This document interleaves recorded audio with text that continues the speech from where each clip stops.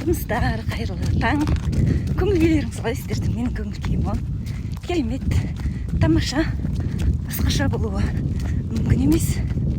Тағы бір атқан таңыма алғыс айтып, ағама алғыс айтып, сіңліме, күйеу балама алғыс айтып, дос жарандарға барлығына алғыс айтып, бүкіл бала шағама алғыс айтып, ұрпағыма алғыс айтып, ата бабама, әке шешеме барлығына алғыс айтып, бүгінгі күнді көргеніме,